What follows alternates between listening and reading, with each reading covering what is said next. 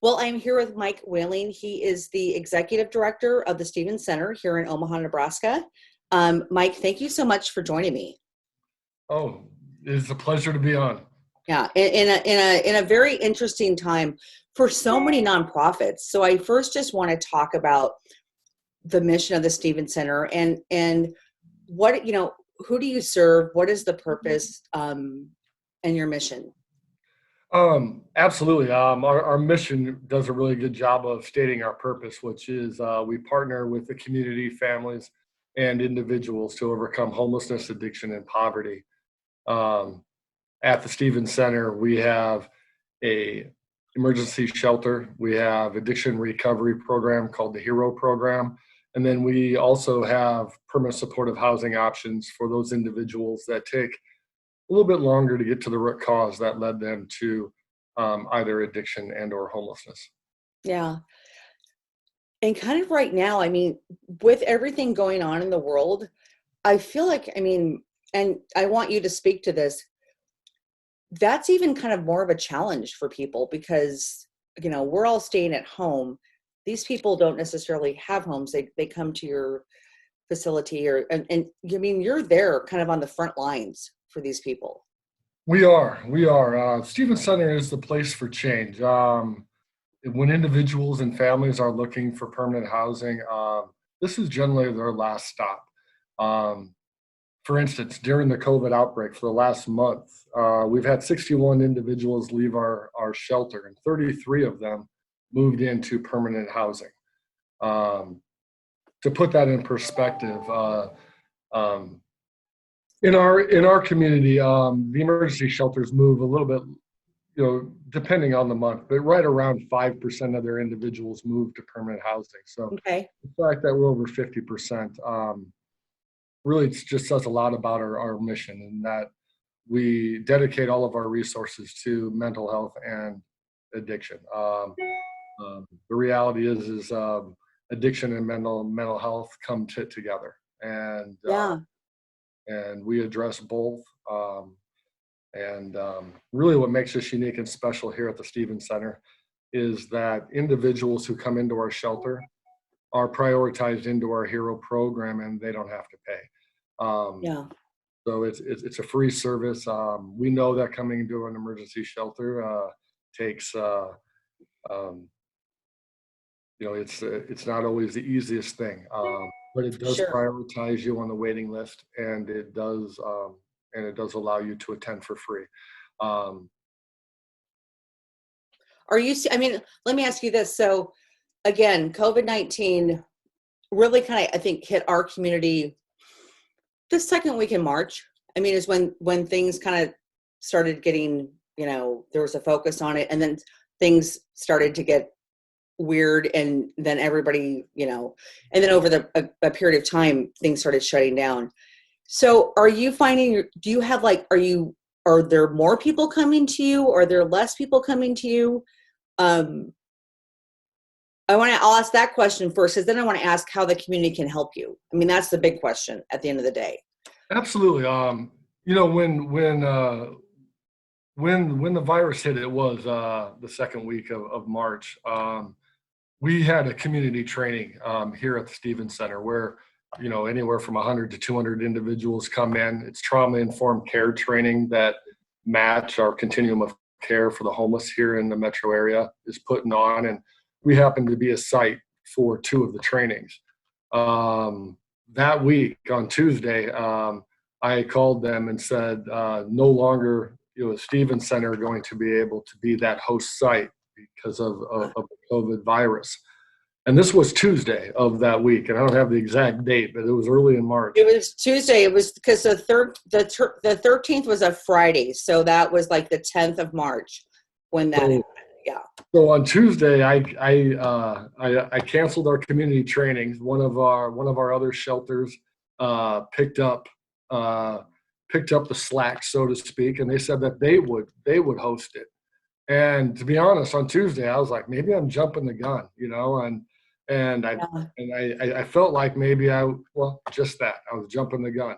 By Wednesday night, the NBA had shut down the season during a basketball game.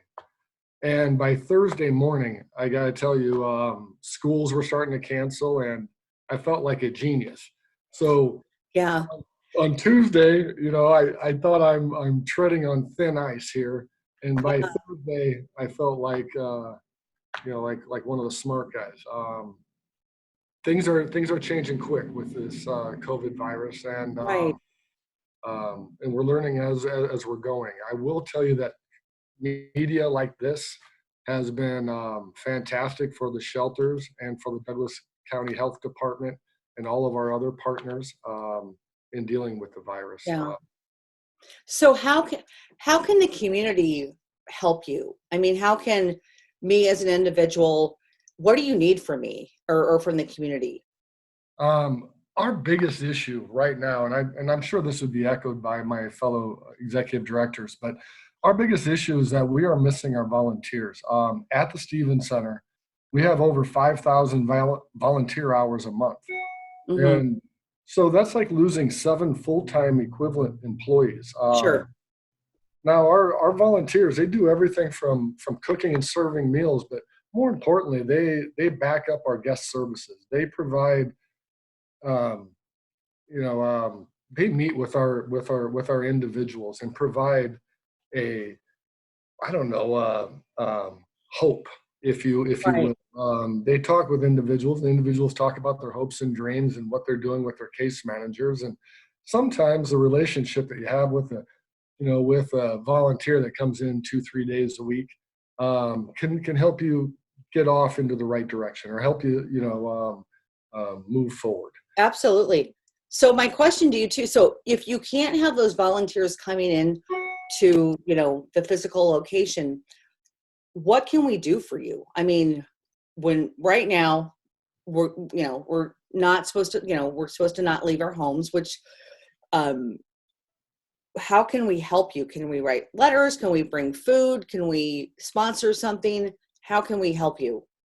Um, all of those things. I was going to Okay. say the first thing you probably do is like Stevens Center. We do a good job on social media, and we put out updates on Facebook on that and what our current needs are. Okay. You have a donation center in the back of Stevens Center, and we're still taking donations.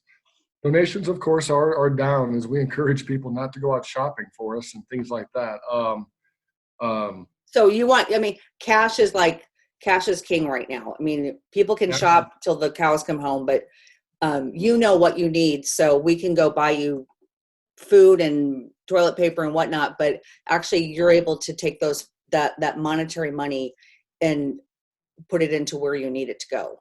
that is absolutely correct.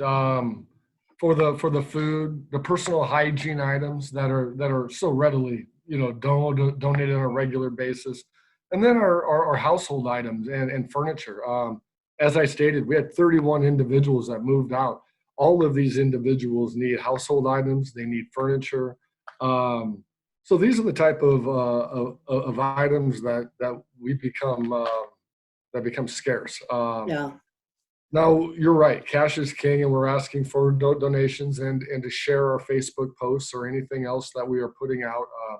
I know that we have some letters coming out from our marketing departments, kind of telling our funders and our stakeholders what we're doing and what we're going to do once we do have a positive case. So Yeah. far, all of our quarantined individuals have come back negative, which is Okay. a blessing, but we Yes. know that our time is coming. Yeah. Um, but I think my most important message is, we have over 1,000 volunteers, and I know that they all want to help. We've had some volunteers actually apply for jobs that we have temporary jobs, and they want to help so much. They're like, we're even willing to get paid to help you guys, Yeah. which is kind of a funny story in and of itself. But most importantly, though, when it is safe, um, Yeah. we need our volunteers to come back. Yeah. I mean, Absolutely. um, the all of the churches and the community groups that prepare the meals, and many of them actually serve the meals. That's a really special part of what we do here at the Stevens Center, and it makes connections between the community and and our individuals. And that's the piece that the more time that's gone, you're just nervous that will everyone come back? Yeah. Well, I have a feeling 90% will come back, if not 95, if not all, because again, Mike, what you're doing is so important for the community. And I just want, again, to have this conversation with you. We're in a weird, interesting time, and life doesn't stop for any of us, including the people you serve and your volunteers as well. So I just want to kind of create this media, this outlet, this messaging outlet, I would say, for you to, reach out to the community. Let us know what you need. Again, following the Stevens Center on Facebook. That's a great way to find out what's kind of happening on a day-to-day basis and what you need. Am I hearing that correctly? That is correct. And for instance, if we and I mentioned the move outs Yeah. with our donation center. For instance, if we had to move out this weekend, we would put those items up on Facebook of what we're looking for. Okay. Sometimes the families even do their own posts. So it's kind of a neat thing when you're actually giving somebody that you can feel and touch. You're not just giving it to a nonprofit and hoping that it helps somebody. You can actually see who it's going to help. So it's kind of a neat project they put together. Absolutely.